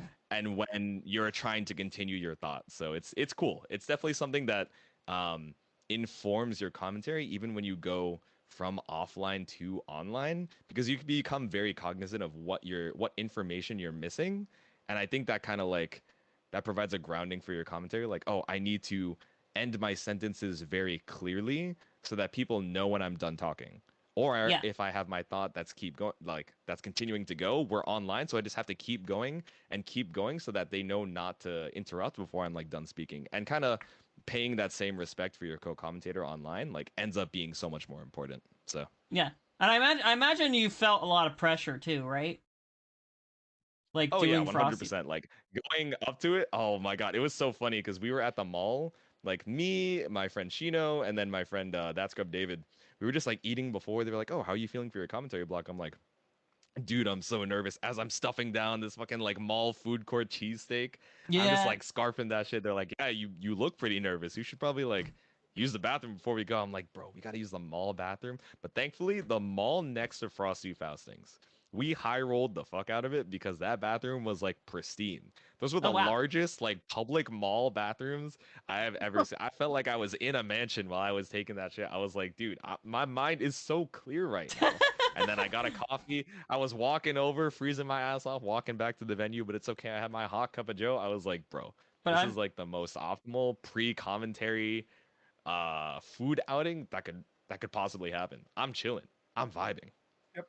yeah. I mean, it's like that's the thing. Like I'm the same way. Like normally, and like any trans related issues aside, I generally I have pretty much always tried to avoid using public bathrooms like at all costs because they're like 9 times out Oh of 10 yeah. they're always Mhm. gross. They're always nasty, dude. But it's just Yeah, like they're ass. They're like every once in a 99% while garbo. every once in a while you hop into that random public restroom and it's just like did I just step into like a mansion like what you said like I've had Mhm. that experience probably like twice which Yeah. it's not much but it's funky It's that it weird that it happened happened twice. yeah right like I don't know like I remember where there was one I went into it had like really tall ceilings and it had a chandelier in it, and Oh, what the what the hell? fuck? It's some bougie shit, you know. And there Yeah, right? was, That's so random. yeah, it was crazy, and it was really fucking clean. But Yeah. I don't know, HonoredOgre, what was the fanciest public restroom you went into? The fancy. I'll be honest, none of them. I'm um, unfamiliar with this fancy yeah, I was gonna public say, restroom don't, experience you're yeah, talking about. do not think I've gone into a fancy public restroom. Believe it or not. Hmm. Damn, you're missing out. you know, One it's day you'll know. yeah, One day. one day you'll know. Go to enough venues, I'm sure. But Mhm. yeah, it's like it's funny going back to commentary though. I think it's kind of funny in the sense that like I feel like commentary kind of has its own community problems in a sense of like and it was kind of the segue asking with like about the pressure because like I feel like there's like it's a small subsect of people who are like hypercritical about like what people Mhm. on commentary are saying about the game and like about the characters and stuff.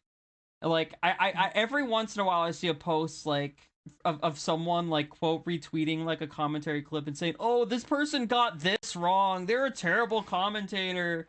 Or like, "Oh, this person and something I hear a lot of is like there's a lot of people who like are of the mindset of, "Oh, if you're not yipes, I don't want to listen to you." Mhm. Like, what are your opinions on that? Do you think there's like a lot of like hypercriticalness of like commentators out there? I'd be curious to hear Ogre's thoughts on like commentary in general. Like when you are listening to a stream and you pull up like a bracket stream, like whether you're playing in it and you're waiting for your stream match, or you just happen to like want something in the background noise. As far as like commentators, what draws you into keeping the sound on versus like, oh, I'm hearing this or this is like the habit of this commentator, I'm immediately gonna mute and just watch the stream muted. That's a fucking great Um, question. I think a big thing for me, and I see a lot of people on Twitter talk about this, is Mhm. make sure your commentators play those games Yeah. Yeah, because some of them it was some um major, and Yeah. there was someone on, I think, Melty Blood top 8, and there was like Oh no, a yeah, it was that's block. the so one I was Yeah, it thinking was like a of. block sequence that you just could not get out of at all, and that yeah. person was just like, "Oh, you gotta DP out of this," or like, "Oh, you Yeah. gotta get out of this Bro, he somehow." was like, "Oh, you gotta block those," and it was an unblockable setup. Yeah, Yeah, yeah, yeah, yeah, that's what it was. It was like you can't, and he didn't know that. So like yeah. that's the thing for me is like just make sure the one for me especially is like Hmm. I obviously I play Ship Strive, And whenever I have to play a Happy Chaos on stream, the commentators are like, "Oh well, Chip is fast, so this matchup probably isn't too bad for Chip." And all the Chip players are like, "This is one of his worst matchups. It's so bad." Yeah, exactly. Like you have mobility, but that doesn't mean like the process of getting in is any less painful, and the Hmm. process of being wrong during that, Yep. you don't have the greatest health in the game, so you're gonna explode if Yeah. you Oh happen to be Yeah. yeah. wrong, no matter how fast you are. Oh yeah. Yeah. Yeah. But it was fun. It was funny because I remember when that tweet blew up. I quote Mhm. retweeted it because it's like honestly like sometimes there's just moments where you just get it wrong. Cause it's kind of Yeah. like Yeah. a weird like when you're a commentator, it's kind of like a weird fucked up like improv, like a big like fucked up 2 hour long improv skit where like you're just kind of Mhm. calling the shots, you're trying to provide insight into what the players are thinking, so you kind of have to try to be in the head of not just one player but both players at the same time, while at Right. the same time you want to try and entertain people. You don't want to just be like lecturing them. It's not like you know what I Mhm. mean. Like you don't want to be too like, I guess what's the term, academic about it.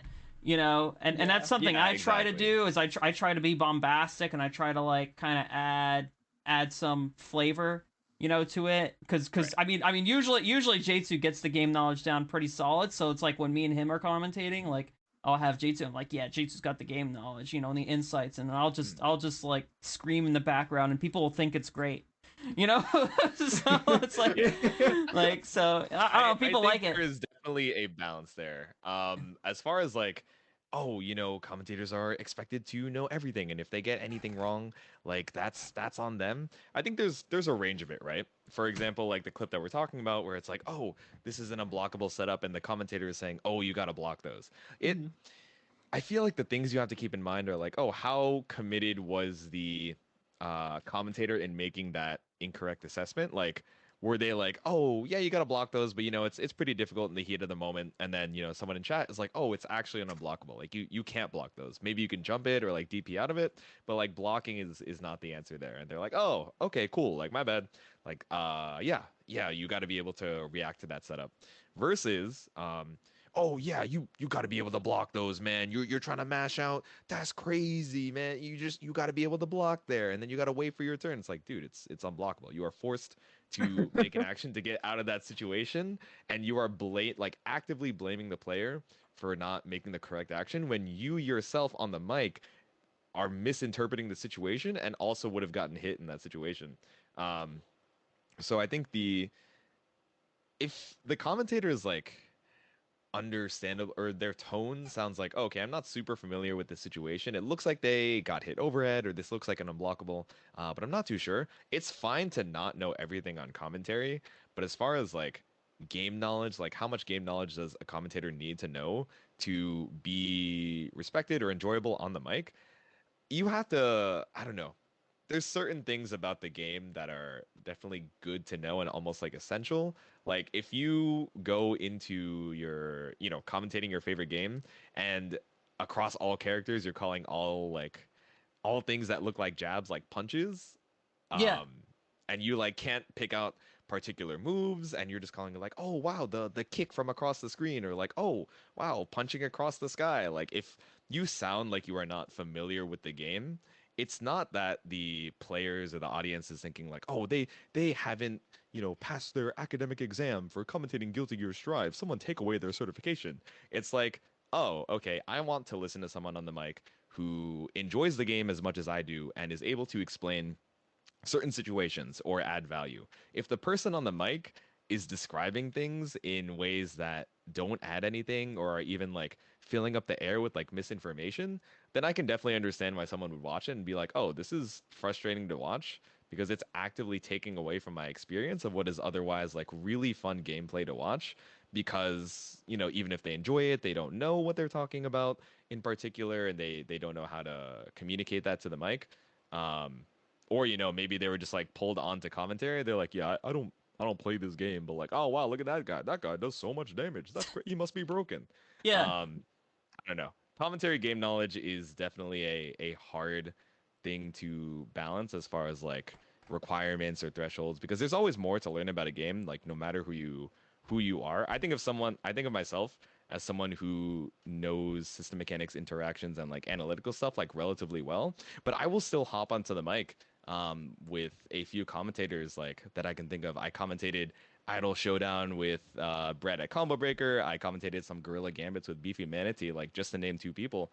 And the wealth of knowledge that those two are able to communicate in their respective games while still being like understandable and concise without like droning on or even becoming like boring, like it's so second nature to them that I'm like, wow, I am so gapped in knowledge right now, like I have to take the role of the play-by-play or the hype or the charismatic like host, Yeah. because if I'm trying to match your energy and match your analysis and like stumble through trying to like be you, it's going to hurt the broadcast where I could just like fill in for what you're not focusing on right now. Maybe you're not focusing on directing the audience through the flow of the show. Like, oh, here's this winners round, or hey, make sure to check out this matcherino. But you are like hyper focusing or doing an amazing job in the analysis. It's my job to bring an enjoyable and like well-rounded experience to the audience. And if that means like taking it on the chin that I know less about this game than the person I'm sitting next to, that's fine. Giving the play-by-play and doing the hosting to make sure that we have a well-rounded broadcast and are covering everything that makes something enjoyable to listen to. I don't know. It's definitely a lesson in humility where it's like I will not always be the best at any particular thing on the mic. Yeah. And being able to identify where I can fill in is always the main thing, I think, of making enjoyable commentary with someone that you do or don't know. So Yeah. Yeah, and it's like for me, like I like going back to what you said, like about humility. I think it is really important for us to like be able to have that, and also like be able to like laugh at our mistakes like when they happen. yeah. Because it's like I like when that whole clip came out, multi-float, I quote retweeted with my worst commentary mistake, which I remember it was one of the Embers brackets.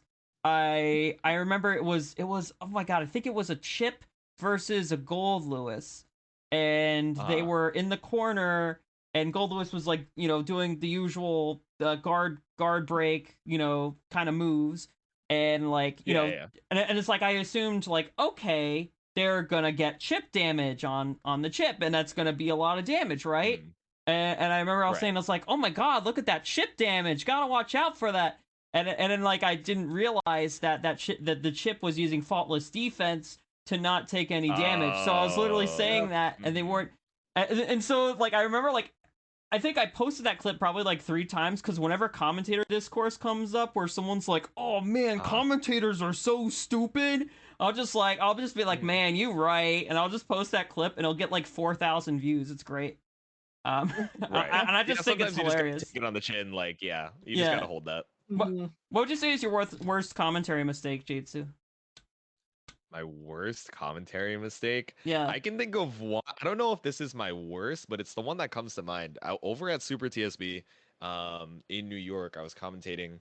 I think it was Lord Knight versus Hotashi, right? And Hotashi got knocked down. I think it was like an H Kabari knockdown or something. Mm-hmm. He decided to DP on Wake Up, right? And then I see LK. He's going in for what I thought was like what's it called? What was happening that DP would have won there? So I think Hotashi got knocked down. He was going to DP on Wake Up. I see the instant air dash JH from Lord Knight's bike in, right? Yeah. And I'm just like, oh, okay, instant air dash. And then he lands, bike and parries, and it kills Hotashi. And then in the moment, I was like, yo, that's so crazy. He did IAD parry. That's so insane. What a committal option. But the read just comes up so crazy. What's it called? Lord Knight up one game. And then I didn't have chat open, which if you guys are ever like at an offline, like a particularly large event, so like a regional or a major, Yeah. I would recommend probably not having chat open. I think the larger the event Really? goes, the easier it is for people to pop in and just like spread negativity. And even if it's not about you, even if it's just about the players that are on the screen, it's easy for that to get into your head. Like, Yeah. oh, hey, they're not that bad, and you'll like want to like subconsciously defend them, and it'll get in the way of your commentary, right? It'll just be Yeah. extra stuff I do notice on your that like mind, even if large there's nice stuff. tournaments, yeah, that large tournaments, their chats are like so much more toxic. Like I don't know what Oh it yeah, is. it gets bad. Cause it's like the smaller Yeah, tournaments, it's like everyone's like all cool and like they're people are yeah. chatting it up. But like I feel like with the larger tournaments, people are there's just so much vitriol, and it's like Oh yeah, in it gets some fucking ways it's bad. kind of Mhm. funny, in other ways it's just like man, these people are brutal. That's what I'm so saying. Yeah, but as it so were turns you out, able to that's see actually chat in Frosties? I was not able to see chat in Frosties, and I didn't see it for Super TSB. So what happened at Super TSB was Lord Knight actually just like OS parry on the way down. So it's like, Okay. oh, if Hotachi does the DP, the parry comes out. Otherwise, like it's meaty IEDJH. I had thought that it was like an insane read, and then the rest of the chat, like when I was rewatching that VOD, they were like, "Oh, you thought that was a read? Like, what are these commentators on, bro? Like, obviously that's an OS. Obviously that's an OS." And in the like thinking back on it, I'm like, oh yeah, I did see the JH come out and then I saw Perry. Like obviously that's an OS. Like I saw him put out a move before it. But in the moment, right, I was just thinking, oh wow, like what a crazy read. So some of those things actually end up being like learning moments where it's like, oh, okay, if someone, does parry or like their own DP on their safe jump, like that happens to just be an OS. I should look out for that in situations like down the line. So I feel like that was one that comes to mind. I don't know if that was my worst commentary mistake. I feel like my the commentary mistakes I beat myself up about the most are like when I just like lose a train of thought and then I'm just like saying words to like fill the time. I can't think of any one situation in particular, but in that moment I'll be like, "Oh man, I can't wait to just like transition out of this sentence, pass it off to my like commentator and just like regain my composure." You know what I mean? Mhm. Yeah. So so um so I'll ask this, HonoredOgre, when you're doing like competitive events and stuff, do you Yeah. ever listen to the commentators like during your games, or do you ever like watch back on the commentary of your own games? I actually go and watch back almost all of the stuff after I'm on a stream match. Mm. Mhm. Um, I never have it up whenever I'm in the game, obviously, because I want to be focused. But like Right. the night at Frosty Faustings, whenever I won my pool, it was on stream, and just like the second I got back to my Airbnb, I pulled up the VOD and went to my match. Like I wanted to see what the commentators were saying. Yeah, yeah. And I didn't just go to the mainstream either because like obviously the watch parties were happening. So I went to Sajam's stream and I saw what he was saying, and he Oh had yeah. Romola with him there too. So I was like, I get to see all these people, see what they think about my gameplay, see what Yeah, yeah. the chats are saying about the stuff. So I actually go and look back at all that stuff like almost every single time after a stream match. Mhm. Now, do you find that it's usually insightful, and do you have like moments where you're just simply just like, no, that's wrong, or oh, these people are so wrong, like do you have any like real standout moments like that when you're watching it I've had back? some, I've had some like that because like again, bringing up the Happy Chaos matchup. Some commentators will be like, "Oh, this isn't going to be too bad for HonoredOgre because he's playing as Chip versus Happy Chaos." And I'm like, "Okay, that's annoying." Yeah, um, and seeing some commentators get stuff like wrong, I just kind of like it's obviously just like it's nothing like too great or like it's nothing horrible to mess up, obviously. yeah, Yeah. But what happened in Frosty Faustings is I won my pool with a cross up super setup. Oh And God. yeah, I did that, and everyone in the chat and even the commentators were confused. They were just like, "Bro, he just meatied with Zanze Roga. Why did what just happened? Why did that work?" Mm. yeah. Like everyone was Uh, just like lost on it. They were like, yeah, "What yeah. is this Everyone was honored like, ogre fella cooking right now?" yeah, the person that knew was Sajam, because the second Oh Sajam really? saw that, yeah, he was like, Jam's "Oh, a he knower. wins it with the cross up super." Yeah, Yeah, Sajam knew, but like there were so many like question marks and stuff in the chat, and just like, I believe it was Saint Cola. He was also just extremely confused. He was like, he meted with super, and it Right. worked. I mean, do you But Yeah. find It's that? it's hard when you haven't seen the setup before, but yeah, it's Yeah, funny. It can yeah. lead to funny moments for sure. yeah. Is that something that happens a lot where like you just do something that's just so fucked up, and like people are just like, what? Yeah, I do have some like secret stuff with Chip that people don't do often, and then I do it, and people are just like, "What is going on? Like, did that cross up? Was it same side? Was that an overhead?" Like, I have moments like that, Mhm. and that, but like I've never had really anything like like annoying or bad whenever Yeah. someone just like messes up commentary or something. And I haven't had people be toxic in the chat about my gameplay and stuff either. So. Oh, really? Nice. Even in Frosties? Wow. I mean, Yeah, I mean, Frosty, Ember's people like, like I it. hate your play, actually. yeah, Next time I'm gonna come to you, terrible. I'm purely gonna shit on your chip Yeah, gameplay. exactly. I'm gonna come into your stream and disparage your ninja ways. Okay, I see, I see. All the That's good to ogre hear, though. lovers dispelling the I am ogre glad you haters. can't think of an example where people are like, man, this honored ogre fella can't stand his gameplay, man. Yeah. Okay, cool. Glad to hear it. Yeah, no, that's all good. So I mean, like going back to competitive stuff, because gotta want to give Honored Ogre the spotlight here. What's like what does your training regimen look like in terms of fighting My games? my training regiment. Well, I try to stream at least 2 hours a day, almost every single day, because I have the ability to do that. Obviously, some people aren't gonna be able to do that. I Yeah, think what Diaphone said whenever Street Fighter 6 came out, it was like maybe the third day or something. Diaphone, he was like, I work a full-time job. I'm obviously not gonna be able to play this game all the time. yeah, So he thinks that a good way to practice is just play an hour a day. After you get home, after you wind down, just play an hour a day. As you do that, you'll maybe learn stuff. You'll be able to work on things. I think that's a good idea. Um, and obviously, everyone learns at a different pace.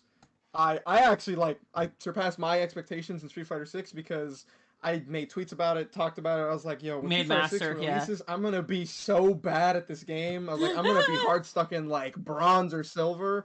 But now, I mean, I got to masters in like a week and a half. I'm like, whoa, maybe like I mean, like, how'd I do that? yeah. Um, but yeah, you gotta also just pace yourself. You don't want to burn yourself out. If you just burn yourself out, you're not gonna want to play the game at all, which is Mhm. not good. And you need to not be too hard on yourself whenever you're learning a new game or just new things in general. Because I already see people making tweets. They're like, "Yo, I'm done with SF6. I'm Yep, so I've bad seen at it. this game, I've seen man. It's it. so hard." Yeah, And I'm like, dude, the game's been out for like it's been out for like 2.5 weeks. You gotta give it time. And I mean, I even had that moment this morning. Like I lost like 5 games in a row in ranked. I was like, man, maybe this game isn't for me. So yeah. That's always I just took terrible. a Yeah, break. Yeah, I just took a break, took an hour to think. I was like, no, no, I was just in a bad mindset right there. You just gotta brush yourself off. You gotta not take the losses too hard. Yeah, And it's yeah, like the meme, like never trust yourself after going after losing a net play bracket. yeah, yeah, Classic. yeah. And but it's like, is there anything specific you do with, like, in terms of like, do you have a process where like you go to trading mode, you look at frame data, you hop into a certain type of game mode, like Are you a what's VOD review enjoyer? yeah, of VOD VOD reviews. reviews, yeah, With Street Fighter 6, it is the training mode is amazing. yeah, True. Yeah, so that is something that I do after a situation where either I win or lose to like just a random interaction that I've never had before. I'm just like, yo, was I plus there? Was I minus and they just didn't know? I don't know. So like I just go and lab it and then I'd be able to see I'm like, oh, I'm +2 or like I'm -3. Hmm. So sometimes I'll do that and I try to just do basic stuff that I know in training mode before I hop online. that's So I'll good. make sure to do that. Yeah, and whenever I was also just like really like the getting into Street Fighter 6 for the first time, I was like, okay, I gotta see what my fastest buttons are, what specials do what. You gotta get yourself used to everything. Yeah, yeah. Yeah, Yeah, that's that's about it really. that's Nice. cool. Yeah. Hmm. Jaytsu, what's yours? That's a loaded question, Ember. I have the Hmm. commentator OS. Yeah, The do you That's why pull I up do said, you oh, pull up I don't Evernote? even play this game. I don't even play this game. Oh, so funny story. I'm now a Notion hoe. Oh I've yeah, been Notion. converted to You the Notion team. yes, I use Notion. I Look at am now us. a We're organized Notion homies. enjoyer. Yeah. We I got our think shit together. Evernote is still cool. It's good for input. You know, it's very easy to just like put a note in Evernote. But I will say it is like similarly easy to make a note in Notion, if not easier. and also the formatting is a lot more intuitive. I think the linking between different notes is a lot easier. Also, like from a this is such a weird thing to say, like a casual note-taking perspective, you can like add an icon and add a cover to like any note, and I think that's like that is incredibly motivating as someone who like thinks a lot of notes are ugly and you have to put in a lot of work. Just having like an emoji for a specific like VOD review like note is pretty good. Like just putting a red circle next to VOD review Yep. and then putting the cover of Bridget or like I'm like, bro, I already feel inspired to continue looking at my awful ass gameplay. Let's go. But as far as like when I'm trying to actively improve or like learn a game, um I think learning it, a lot of it is just like playing and then like um, watching high level players who happen to play that same character to see, what moves am I neglecting to use, what moves am I using too much that maybe like aren't as viable maybe in like high level play. Like maybe I'm just trying to go for like scrub killer moves, and then also just like how they interact against problem matchups that I'm like running into. Like, oh, I'm having trouble with Marissa. Let me go find Kimberly versus Marissa VODs to get experience or get some inspiration on how they go about that matchup. And then also like VOD reviewing is also really good, even if you're not looking through all of your VODs, because it's like if you play an hour and then have to VOD review an hour, I can imagine that would take a lot out of you. But even if you just like watch like 3 games and then go, okay, what am I what are some bad habits that I'm not realizing when I'm playing the game that I can note down as, oh, I keep drive impacting here to try and like anti-air or something like that. That you can write down and try and address like, you know, as you're commuting to work or just like think about, oh, what can I replace this bad habit with? Um, Even keeping it in the back of your mind while watching, for example, those high level gameplays and just taking inspiration from a lot of places. So watch what you do, obviously play the game, and then watch what high level people do. Repeat that process, and I feel like you're in a good spot to keep learning. Mm-hmm. Awesome. No, I mean that's pretty thorough. I mean, let me tell you about the Ember training regimen. And honestly, this is Okay, it's let's hear it. Let's really hear it's it. really simple, but it's simple but also kind of like psychotic, but it works very well Okay. for me. So like for me, and this is kind of how I like got involved with New Head as I have, because of the Mm, matchmaking part of the server. Because for me, what okay. really worked is just like, all right, find a player who's just really fucking strong, right? Just find the strongest Yeah. fucking player you can find. And I really like the matchmaking here because it's basically kind of like Celestial floor, but like you don't have to like go through all the bullshit to get into Celestial. So I'm like, all Right. right, Right. I can just like matchmake in here and not only do a first to 3, but I could do like a first to like 50 even. And so basically what I would do is I would do a first to 50 against like a really, really, really strong player. And listen, the first Mm-hmm. 20 sets, I'm tilted. I'm fuming. I'm pissed Uh-huh. the fuck off. But there's something that happens like in my brain like after like maybe anywhere between like set 20 to 25 where like I'm no longer angry anymore and I'm just like in this like I can only describe it as almost like a meditative trance where it's like Are you I'm reaching not. enlightenment by getting your Yeah, ass beat? Is that what you're telling yeah, me? yeah. It's like it's fucked up, but it actually really works. Like I'll get myself uh, so tilted and so angry. Like these I'll get my ass whooped like the first 20-25 sets, and then it's just like I'm in this right. like trance where I'm just like you know what I'm just chilling. Like it's like you go Mm. through the stages of like anger, and then it's just like You're going it's through just done. the 7 stages of grief Yeah, to and it's get just better at the video and you You game. get just and you better at just fighting games. when you're done with it and you accept it and you're like, all right, and you're just going Uh-huh. through it and it's like a meditative experience in the sense that I'm just like, all right, I'm going through the motions, but I'm also now starting to pick up things. I'm starting to notice patterns. I'm Mm. starting to develop a strategy and it's just like my mind just becomes very very clear like Right. after like set 25 set 30 and it's just like and I Mhm. learned so much like it's insane like I can learn how to deal with the matchup so much better if I can just like if I find someone I'm like yo we sit down for like, an hour and a half. We're doing a versus 50. Mm. Doing long Right. sets, and that's what I always did here. And that's how I got as involved with the new head community as I have, was just through the matchmaking portions, because that's exactly what I would do. And maybe, I'm not as thorough as, like, say, looking at the VOS. I mean, I guess another thing that has really helped me is actually just doing commentary. Because there's my replay reviews, which does help, but like there's something about commentary and like trying to get in the heads of not just one player but both players of what they're doing, and having that sense of Right. understanding and developing that sense of understanding that actually seems to translate into gameplay. So it's like Yeah.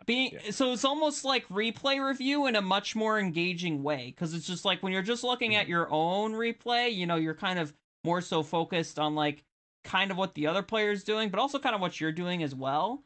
But like when you're Yeah. looking at two completely different people and trying to analyze what they're doing, why they're doing it, and what way they're doing it, and then you also have that added element of having an audience and trying to be entertaining for them, it's just a lot more engaging for me. And it's because of that I feel like I actually learn stuff as I commentate.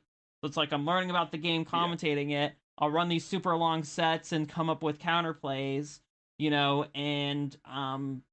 and really that's kind of my two primary, methods. Obviously, there's going into training mode, practicing combos, and getting that shit down, right? But like, Mhm. like the basics. But like those are my two like really strong training methods that have really worked for me. And it's like it sounds like chaotic and psychotic in a weird way, but it works really well for me. Yeah, I think there's something to be said of like when you mention that it's like, oh man, the first like 10, 20 games I'm tilted, and then, I'm down like, 18-2 or like 15-5.